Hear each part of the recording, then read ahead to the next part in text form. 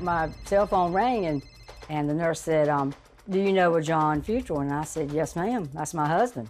Even half awake, Deborah Futrell knew an early morning call from a hospital couldn't be good. And then I just asked her, was he dead? Her husband, John, wasn't dead. He had been airlifted to VCU Medical Center in Richmond, Virginia, 100 miles from their home in Murfreesboro, North Carolina. Not long after, Deborah and her son Brent were racing towards Richmond. How is he? Is he gonna live? How bad is it? I mean, all that was going through me on the way to Richmond. I prayed all the way. By then, they had learned John and two co-workers were on the way to work when their truck ran off the road, hit a tree, and caught fire. John was the only one who survived the crash. He's always been the backbone for this family.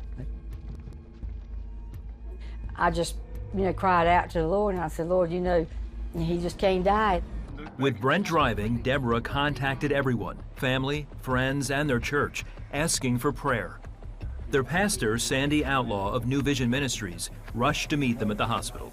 It was very heart-wrenching to hear this news of John, not only a congregation member, a strong member, a pillar in our church, but as a good friend. Yes, very emotional time for me. An hour and a half later, Deborah and Brent were at the hospital.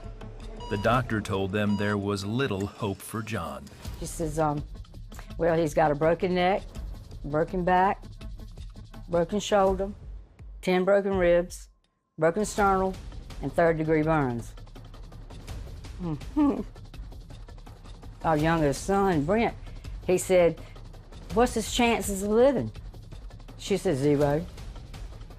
She said, if he makes it 24 hours, he's gonna have to be a strong man.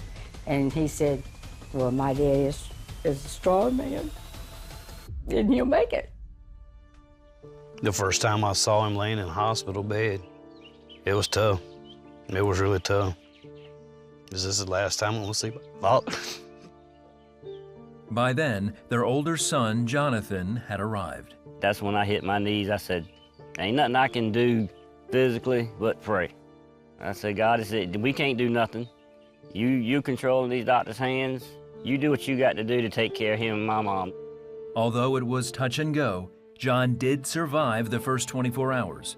At the 48-hour mark, he had stabilized, and doctors put him in a medically induced coma. However, John couldn't lie on his stomach, which had 3rd-degree burns, preventing doctors from operating on his broken neck and back. If they couldn't operate soon, it was likely John would be paralyzed. There was little anyone could do except wait and pray. There was a lot of prayer going up for John during this time. And so we were confident that God was with him and that no matter the outcome for John, John was going to be okay spiritually. Of course, we wanted his physical body healed, and that's what we were praying for. Over the next 3 weeks, John underwent 10 surgeries to repair the damage from his burns. In the meantime, people continued praying, and John's heartbeat grew stronger. A few days later, John's neurosurgeon shared some amazing news. John's neck and back had completely healed. He said, look at the x-rays. He's healed on his own, laying in the bed. I said, thank you, Jesus. He did not have surgery, nope. John was soon brought out of his coma, and after 41 days in the hospital, he was well enough to be transferred to a rehab center, where he still had a long way to go. I hadn't slept, couldn't sleep, the pain, body brace that I had to wear, it was just more than I could take emotionally. He says it was the prayers and faith of his family and community that gave him the strength and hope to keep going. I was begging God that I would not be left like this.